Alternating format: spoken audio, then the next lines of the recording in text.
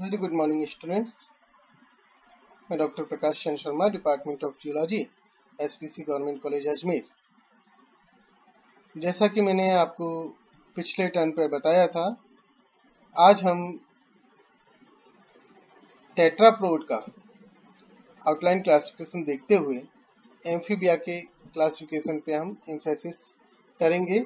तो आज जो हमारा टॉपिक है वो है क्लासिफिकेशन ऑफ टेट्रापोड। यहाँ पे हम उसका आउटलाइन देखने वाले हैं क्लासिफिकेशन, और उसके बाद हमें डिटेल में देखना है एम्फीबिया का क्लासिफिकेशन। तो आइए हम सबसे पहले शुरुआत करते हैं कि टेट्रापोड क्या है और टेट्रापोड के क्लासिफिकेशन क्या है उसके बारे में। सबसे पहले आप ध्यान रखिए कि टेट्रापोडा क्या है। ये एक कहना चाहिए क्लास है, सुपर क्लास है, क्या है। तो जैसा आप देख रहे हैं, टेट्रापोड का मतलब होता है, टेट्रा मतलब 4, तो इसके अंदर 4 लिम्ड एनिमल्स आते हैं। सारे के सारे 4 लिम्ड जो एनिमल हैं वो सभी इसके अंदर आएंगे, और ये एक सुपर क्लास है। Tetrapoda is a super class. इसके अंदर जितने भी एक्सटेंट यानी कि मौजूदा और एक्सटिंक्ट यानी कि खत्म हो चुके एम्फीबियंस आते हैं, वो सब इसमें आएंगे। रेप्टाइल्स आएंगे इसके अंदर, जिनमें डायनासोर भी इंक्लूड है। इसके अलावा बर्ड्स भी, ग्लोरीफाइड रेप्टाइल्स हैं, वो भी इंक्लूड हैं। इसके अलावा सेनेप्सिड्स सारे के सारे आएंगे, जिसमें मेमल इंक्लूड होते हैं। ये सब के सब इसके अंदर आएंगे। तो टेट्रापोडा जो ग्रुप है, टेट्रापोडा जो सुपर क्लास है, इसका अगर हम इवोल्यूशन की बात करें तो ये इवॉल्व हुई है टेट्राडोमॉर्फा से, टेट्रापोडोमॉर्फा से इवॉल्व हुई है। ये टेट्रापोडोमॉर्फा, जैसा कि आपको पता होगा, जब हम स्पीशीज का क्लासिफिकेशन देख रहे थे तब हमने देखा कि जो सार्कोप्टेरिजियन है उनके ये क्लोजेस्ट रिलेटिव है। एक क्लैड है जो उनके नजदीक है, लंग फिशेस के सबसे नजदीकी क्लैड है ये। जैसे आपको ध्यान होगा, रिपीडिशिया में जब हमने बताया था आपको, तो उसके अंदर मैंने आपको बताया था कि टेट्रापोडोमॉर्फा इसके अंतर्गत आते हैं, और डिप्नोइड सार्कोप्टेरिजियंस जो हैं वो इसके अंतर्गत हैं। तो यहाँ हम ये मान के चलते हैं कि ये जो टेट्रापोडोमॉर्फा है, ये क्या है, इंफ्रा क्लास है। एक तरह से इसका स्तर क्या है, क्योंकि सार्कोप्टेरिजिया सब क्लास है, उसके अंतर्गत एक इंफ्रा क्लास का स्तर आता है इसका, जिसका नाम है टेट्रापोडोमॉर्फा। ठीक है, तो उस टेट्रापोडोमॉर्फा से ये इवॉल्व हुई है, और फर्दर हम सुपर क्लास के रूप में टेट्रापोडा को देखते हैं। तो इसका जो सबसे ओल्डेस्ट नियर कंप्लीट जो फॉसिल रिकॉर्ड देखने को मिलता है वो एकेंथोस्टेगा के रूप में देखने को मिलता है, और इसके अलावा एक और जो रिप्रेजेंटेटिव हमें देखने को मिलता है वो है इक्थियोस्टेगा के रूप में। ये 2 इम्पॉर्टेंट एनिमल हैं जो हमें कंप्लीट फॉसिल के रूप में देखने को मिलते हैं। तो टेट्रापोडोमॉर्फा के अंतर्गत क्या हुआ था कि इनमें फिन्स का मॉडिफिकेशन हुआ था, ह्यूमरस डेवलप हुई, खासतौर पे जो आर्टिकुलेशन है ग्लिनोइड फोसा में वो इसके अंदर विशेष करके डेवलप हुआ। नोस्ट्रिल इंटरनल फॉर्म होने लगे, इंटरनल नोस्ट्रिल फॉर्म होने लगे।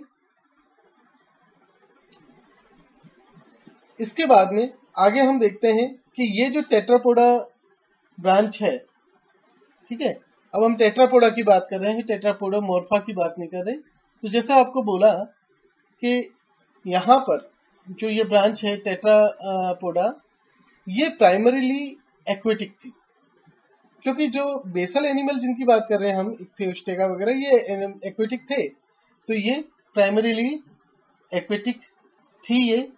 इसके बाद में यहाँ से ये धीरे धीरे करके सेमी एक्वेटिक और फिर टेरेस्ट्रियल लाइफ की तरफ मूव करी। जो मॉडर्न एम्फीबियंस हैं उनमें आपने देखा होगा कि ज्यादातर सेमी एक्वेटिक लाइफ जी लेते हैं। जो टेडपोल है वो प्राइमरीली एक्वेटिक होता है, देन उसके बाद में जो लेटर स्टेजेस हैं वो टेरेस्ट्रियल लाइफ जीती हैं। ज्यादातर जो टेट्रापोड्स हैं वो एमनियोट हैं। खैर, टेट्रापोडा के आगे आप क्लासिफिकेशन में जाएंगे तो यहाँ पर आपको दो सब ग्रुप देखने को मिलेंगे, बैट्रिकोमॉर्फा और रेप्टिलियोमॉर्फा। जैसे नाम से ही ध्यान पड़ता है आपको, बैट्रिकोमॉर्फा का मतलब होता है फ्रॉग जैसा। तो ये एक क्लैड है जिसके अंदर जितने भी फ्रॉग जैसे एनिमल हैं उनको सम्मिलित किया गया, जो एक्सटेंट है और एक्सटिंक्ट है दोनों को इसके अंदर सम्मिलित किया गया। और ये रेप्टाइलोमॉर्फा की सिस्टर क्लेड है जो टेट्रापोडा में आती है। इस क्लैड के अंदर का तो आप देखेंगे तो यहां पर जो सबसे इंपॉर्टेंट ग्रुप आता है वो है एम्फीबिया। एम्फीबिया को जो स्तर प्राप्त है, जो दर्जा प्राप्त है, वो है क्लास का दर्जा इसको प्राप्त है। सबसे पहले ग्रे ने 1825 में इसे क्लास के रूप में डिस्क्राइब किया था। तो जो बैट्रिकोमॉर्फा हैं उनके अंतर्गत एक्सटिंक्ट उनकी हम बात नहीं कर रहे, और जो एक्सटिंक्ट अभी है उसे हम क्लास एम्फीबिया के अंतर्गत रखते हैं। तो जो एम्फीबियंस हैं वो सबसे पहले एक बार याद रखिए, इक्टोथर्मिक होते हैं, टेट्रापोड हैं। जितने भी आज की तारीख में लिविंग एम्फीबियंस मौजूद हैं वो लिस एम्फीबियन से ताल्लुक रखते हैं। बाकी इसमें कुछ एक्सटिंक्ट फॉर्म भी हैं, हम उनकी बात नहीं करेंगे। वाइड वैरायटी ऑफ हैबिटेट के अंदर ये रह रहे हैं। आप देखेंगे ये टेरेस्ट्रियल भी हैं, फोसोरियल भी इनमें आपको मिलेंगे एनिमल। इसके अलावा अर्बोरियल, ट्री पर रहने वाले भी मिलेंगे आपको, एक्वेटिक भी मिलेंगे। ये सारे के सारे एनिमल इसमें मिल जाएंगे। और जनरली इन सभी की जो लाइफ है वो लार्वी से स्टार्ट होती है। और हालांकि इनमें आप देखेंगे कि अलग अलग एनिमल के अंदर कई प्रकार के बिहेवियरल अडेप्टेशंस देखने को मिलेंगे कि कई सारे वाटर में नहीं देते एग, वहां पर लार्वा नहीं देते। कोई जैसे अपनी बैक के ऊपर लेके चलता है एग्स को, जो चैली होती है उसमें, जिसमें वाटर कंटेंट काफी ज्यादा होता है। तो ये अलग अलग तरह के बिहेवियरल आपको अडेप्टेशन यहाँ पे देखने को मिलेंगे। तो इस क्लास एम्फीबिया के अंदर, जैसा कि मैंने आपको बोला कि जो सब क्लास है लिस एम्फीबिया, उसके अंदर सारे मॉडर्न एम्फीबियंस आते हैं। इसके अलावा जो टेम्नो स्पॉन्डाइली है, लिपो स्पॉन्डाइली है, ये दोनों एक्सटिंक्ट क्लास है, इनके बारे में हम सब क्लास है, इनके बारे में हम बात नहीं करेंगे। तो लिस एम्फीबियंस के अंदर जिसको हम कहते हैं मॉडर्न एम्फीबियंस, उसके अंदर जो तीन प्रमुख समूह हैं वो है अन्यूरा। अन्यूरा का मतलब आप समझिए इसको ऑर्डर अन्यूरा, एन यानी कि नहीं, यूरा यानी कि टेल, विदाउट टेल। इसके अलावा दूसरा ऑर्डर है, उसका नाम है कोडेटा। कोडा मीन्स टेल यानी कि टेल बियरिंग, या इनको यूरोडेला भी कहते हैं। और तीसरा जो है वो है अपोडा, जिसमें लेग्स नहीं है, लेगलेस, या इसको हम जिम्नोफियोना भी कहते हैं। तो ये तीन प्रमुख ऑर्डर एम्फीबिया के अंतर्गत आते हैं। तो एम्फीबियंस के अंदर इन तीनों ही आप ऑर्डर के एनिमल्स की बात करें, अधिकांश एनिमल मेटामॉर्फोसिस की प्रोसेस ये कर रखते हैं। इनमें लार्वा से अडल्ट फॉर्म होता है, और जनरली जो लार्वा होता है उसमें किसी न किसी रूप में कभी न कभी गिल्स मौजूद रहते हैं। तो यहाँ पे आपको ट्रांजिशन देखने को मिलेगा गिल से लंग्स के बीच में। इसके अलावा जो इनकी स्किन होती है वो सेकेंडरी रेस्पिरेटरी सरफेस के तौर पे भी काम करती है। अडल्ट के अंदर आपको गिल्स देखने को नहीं मिलेंगे, और कुछ के अंदर आपको जो लंग्स हैं वो भी देखने को नहीं मिलेंगे। जैसे कुछ सैलमेंडर्स होते हैं, कुछ स्मॉल फ्रॉग्स ऐसे होते हैं जिनके अंदर लंग्स नहीं होते, टोटली उनकी जो स्किन है उसी के थ्रू ही वो रेस्पिरेशन करते हैं। सैलमेंडर यद्यपि आपको बाहर से लिजार्ड जैसे दिखेंगे, लेकिन ये लिजार्ड नहीं, आप याद रखिएगा। तो यहां पर आप एक चीज और याद रखिए कि इनका इवोल्यूशन जो हुआ है वो डिवोनियन पीरियड के दौरान हुआ है, ठीक है ना। किस पीरियड में? डिवोनियन। और तीनों जो मॉडर्न इसके आपको मैंने अभी बताए ऑर्डर्स, अपोडा, एन्यूरा और यूरोडेला, ये आज की तारीख में एक्सटेंट हैं, मौजूद हैं, और इन तीनों में मिलाकर के करीब 8000 स्पीसीज हैं, जो लगभग 90% इनमें से फ्रॉग हैं, जो कि किससे बिलोंग करते हैं? एन्यूरा से, ठीक है। तो करीब 8000 टोटल स्पीसीज है, जिसमें से 90% जो स्पीसीज हैं वो फ्रॉग की हैं। यहाँ करीब आपको 7.7 mm जितने छोटे फ्रॉग से लेकर के और करीब 1.8 मीटर लंबे आपको सैलामेंडर तक देखने को मिल सकते हैं। तो यहाँ काफी आपको डाइवर्सिटी इस ग्रुप में देखने को मिलेगी। आइए आगे हम इसके क्लासिफिकेशन की बात करें। जैसे कि आपको मैंने बताया, सब क्लास जिस एम्फीबिया में 3 ऑर्डर हैं। सैलिएंशिया या एन्यूरा, जिसके अंदर फ्रॉग्स एंड टॉड्स आते हैं और उनके रिलेटिव आते हैं। जुरासिक काल में इसका उदय हुआ था। इसके अलावा कोडेटा में सैलामेंडर आते हैं, न्यूस्ट आते हैं और उनके रिलेटिव्स आते हैं, ये भी जुरासिक काल से हैं। और जिम्नोफियोना यानी कि लिम्बलेस अपोडा, इसमें सेशिलियंस और उनके रिलेटिव आते हैं। सबसे कम संख्या इन्हीं की है, 215 स्पीसीज इनकी मिलेंगी, इससे ज्यादा इनकी स्पीसीज नहीं है। तो यहां हमने ऑर्डर तक बात करी।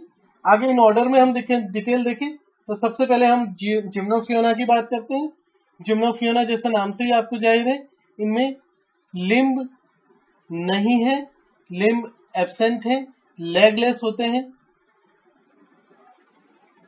इनके अंदर आप देखें, इनकी बॉडी सिलेंड्रिकल होगी, डार्क ब्राउन या ब्लूइश ब्लैक कलर की होगी, स्लिमी स्किन होती है, स्लाइम प्रोड्यूस होता है और इसके शरीर के ऊपर जो स्किन है उसके ऊपर रिंग लाइक मार्किंग्स आपको देखने को मिल जाएंगी।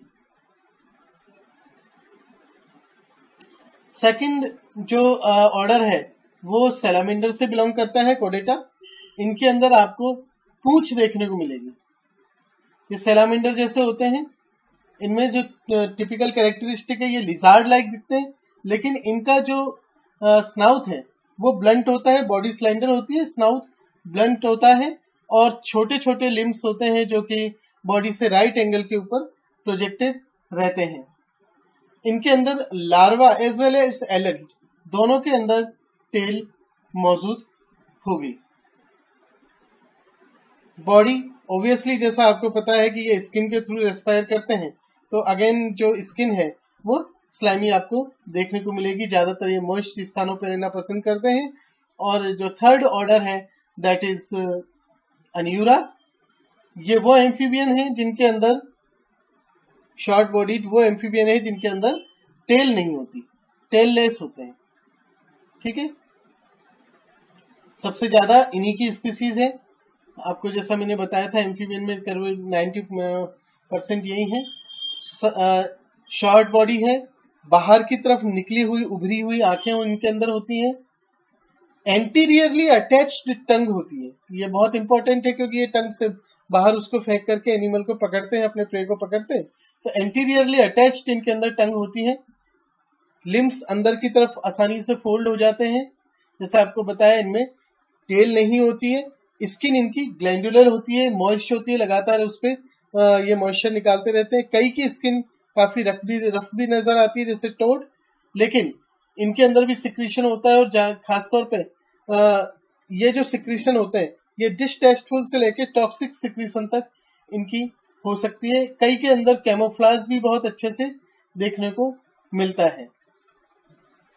अडल्ट जो फ्रॉग है वो जल के आसपास या ड्राई लैंड पे भी रह सकते हैं। कई सारे फ्रॉग ट्री पर रहने के प्रति भी अडप्ट होते हैं। जनरली ये अपने जो एग्स हैं वो वाटर के अंदर ले करते हैं, उसके अंदर ये डालते हैं। इनका जो एग से लार्वा निकलता है उसको टेडपोल लार्वा कहते हैं। इनके अंदर इंटरनल गिल्स भी मौजूद होते हैं। सभी तरह के हर्बीवोरस, प्लैंकीवोरस, ओमनीवोरस टाइप के फ्रॉग्स देखने को मिलते हैं। स्मॉल इन्वर्टिब्रेट को भी एंगल्फ कर जाते हैं। स्किन जो है वो सेमी परमेबल है, तो इस कारण से यहाँ पर ये मॉइस्ट तो रहती है, रेस्पायर भी करती है, लेकिन डिहाइड्रेशन का भी इसको खतरा रहता है। इसलिए हमेशा ये वाटर के आसपास रहेंगे या किसी न किसी माध्यम से ये उसके ऊपर जो मॉइस्चर कंटेंट है उसको बनाए रखने का काम करेंगे। तो ये एम्फीबिया का हमने क्लासिफिकेशन देखा। टेट्रापोडा के अंदर जो दूसरा प्रमुख ग्रुप है उसको हम कहते हैं रेप्टाइलोमॉर्फा। जैसे कि नाम से ही जाहिर है, इसके अंदर ये स्केलेट के अंदर वो सारे एमनियोट आएंगे, टेट्रापोड्स आएंगे जिनके अंदर रेप्टाइल जैसी संरचना है या जो रेप्टाइल से उदय हुए हैं। इसके अंदर कई सारे ग्रुप्स हैं ज्यादातर जिनमें से एक्सटिंक्ट हो चुके हैं। जो एक्सटेंट और क्राउन ग्रुप है वो है एमनियोटा। जैसा आपको बोला ये एमनियोट्स हैं। एमनियोटा के अंदर आपको देखने को मिलेगा दो प्रकार के ग्रुप्स, एक सिनेप्सिडा है और एक सोरप्सिडा है। दोनों की हम डिटेल में बात करने वाले हैं। यहां पर इस समूह के अंदर रेप्टाइल, बर्ड्स एंड मैमल ये तीनों ही आ जाएंगे। रेप्टाइलोमॉर्फा जो है उसे जनरली स्टेम एमनियोट माना जाता है कि यहीं से सारे के सारे एनिमल का जो भी है, रेप्टाइल, बर्ड्स और मैमल्स, उनका उदय हुआ है। इसको स्टॉक एनिमल के रूप में देखा जाता है। ये जो आपको बोला है बैट्राकोमॉर्फा, उसका सिस्टर क्लेड है। अगर इसकी हम कैरेक्टरिस्टिक्स की बात करें तो डिवोनियन पीरियड के दौरान इसका उदय हुआ होगा और इन एनिमल्स के अंदर ऐसा माना जाता है कि जो प्रीमैक्सिली है वो नैरो थी, वॉमर फॉरवर्ड टेपर्ड थी। जो फेलेंजियल फॉर्मूला है फुट का वो यहाँ पर बदल चुका है। क्रेनियल मॉर्फोलॉजी में भी यहाँ पर हमें चेंज देखने को मिलते हैं। खासतौर पे यहाँ देखेंगे जो स्कल है अब डीपर है, टॉलर है, लेकिन इसमें जो प्रिमिटिव काइनेसिस है यानी कि लूज अटैचमेंट है स्कल रूप और चीक के अंदर, वो अभी भी मौजूद है। तो इसके कारण डीपर होने के कारण, स्कल डीपर होने के कारण आइज की जो पोजीशन है वो लेटरल हुई, जबकि आप बैट्राकोमॉर्फा में देखते हैं कि वहां आइज की पोजीशन जो होती है वो डॉर्सल होती है। इसके अलावा क्वाड्रेट बोन में भी थोड़ा परिवर्तन आता है। आगे इनके बारे में हम डिटेल देखेंगे। साथ ही साथ फिजियोलॉजी के अंदर बहुत बड़े परिवर्तन आते हैं। लाइक स्किन जो है वो अब वाटर टाइट होने लग गई है, तो इस कारण डिहाइड्रेशन का खतरा अब नहीं रहा। इसके अलावा एपिडर्मल हॉर्नी ओवरले उसके ऊपर डेवलप हो गया है, हॉर्नी क्लॉज डेवलप हो गए हैं। ये सारी चीजें इसके अंदर डेवलप होने लगी हैं, डर्मल स्किल्स डेवलप होने लगे हैं। साथ ही साथ जो गिल्स हैं वो अब रिड्यूस होने लगे हैं। केवल कुछ को सिमोरिया वगैरह ऐसे को छोड़ करके वो लार्वा के जरिए नहीं करते हैं हैच, जिनमें एक्सटर्नल गिल्स हों।